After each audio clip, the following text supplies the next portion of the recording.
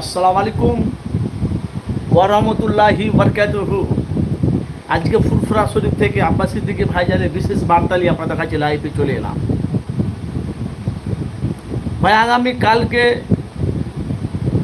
বারাসাতে গোপালপুর মোড়ে চলুন। কেন? কালকে বিশাল বড় প্রতিবাদ সভা আছে বারাসাতে।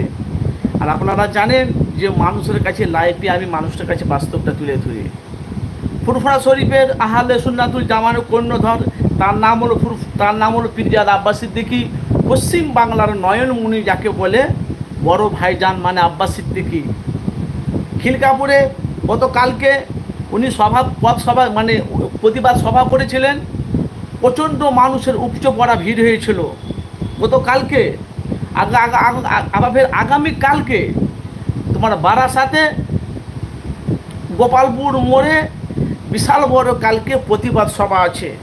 ভাইজানের উদ্দেশ্যে, ভাইজানের ভক্তদের উদ্দেশ্যে আপনাদের কাছে এফএস আনোয়ার মিডিয়া চ্যানেলের তরফ থেকে বার্তা। যেখান থেকে আছেন ভিডিওটি ঝড়ের মতন গতিতে আপনারা ভিডিওটি শেয়ার করে দেন। একদম পুরো কনফার্ম আব্বাস সিদ্দিকী ভাইজান এলাকা কিন্তু ময়দানে নেমে গেছে। যেখান থেকে আছেন, অনেক মানুষরা আমাকে বলছিল ভাইজান রাজনীতি ময়দানে আসে না কেন, অনেক কিছু তারা বাংলার মানুষ অনেক রকম সমালোচনা করছে। কেউ বলছে পীরের ঘরের সন্তানের রাজনীতি কেনা করবে। অনেক রকম মানুষ তারা অনেক রকম কথা বলছে যে কালা আইনটাকে যে মোদী সরকার পাস করেছে, এই যে কালা আইনটাকে বেআইনিকে যে পাস করেছে, মুসলমানের যে অকাপ বিলটাকে মানে যে পাস করেছে, সেটা নিয়ে কিন্তু বাংলায় ঝড় উঠছে। ভালো করে বুঝবেন তো। এলাকার ফুরফুরা শরীফের পীরজাদা আব্বাস সিদ্দিকী ভাইজান এলাকার মাঠে নেমে গেছে।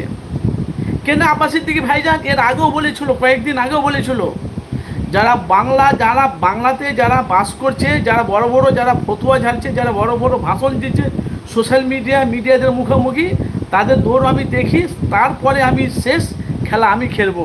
কিন্তু এলাকা দেখেন আব্বাস সিদ্দিকী ভাইজান তো মাঠে নেমে গেছে। অন্য কিছু তো নয়, এটা কোনো রাজনীতি সভাতে আব্বাস সিদ্দিকী ভাইজান নামেনি। এসেছে কালা আইনটাকে যে পাস করেছে সেটাকে বাতিলের দাবিতে, আর পেহেলগাঁতে যে অত্যাচারটা হচ্ছে সেই নিয়ে আব্বাস সিদ্দিকী ভাইজান ময়দানে নেমে গেছে। তো ফুরফুরা শরীফ থেকে আপনাদের কাছে বার্তা, যেখান থেকে আছেন আব্বাস সিদ্দিকীর পাশে আপনারা দাঁড়াবেন, ওনার হাতকে আপনারা মজবুত করবেন। আব্বাস সিদ্দিকী জানেন, আপনারা জানেন, একটা যদি ইশারা মারে আব্বাস সিদ্দিকী কলকাতার বুকে, কলকাতা পুরো অচল হয়ে যাবে। কেন জানেন? ওনার ভক্ত বেশি। এক ডাকি লাখ লাখ মানুষকে জড়ো করে দেবে আব্বাস সিদ্দিকী। তার নাম হলো আব্বাস সিদ্দিকী। তো প্রত্যেকটা ভাইকে আগামীকালকে বারাসাতে তোমার গোপালপুর মোড়ে চৌমাথায় চলুন। ওখানে বিশাল বড় আব্বাস সিদ্দিকী ভাইজানের প্রতিবাদ সভা আছে বিকেল 3টে থেকে 5টা পর্যন্ত। যেটা আব্বাস সিদ্দিকী ভাইজান সরাসরি ডাইরেক্ট বলে দিয়েছে, বিকেল 3টে থেকে 5টা পর্যন্ত, মানে মাত্র 2 ঘন্টা ওখানে বিশাল বড় ঝড়ের মতন মানে প্রতিবাদ সভা হবে। তো যেখান থেকে আছেন আমার লাইভটি শেয়ার করে দিন। ঝড়ের গতির মতন আপনারা কাল ছুটে চলে যাবেন। কেনা আব্বাস সিদ্দিকী ভাইজান কিন্তু ভাই মাঠে নেমে গেছে।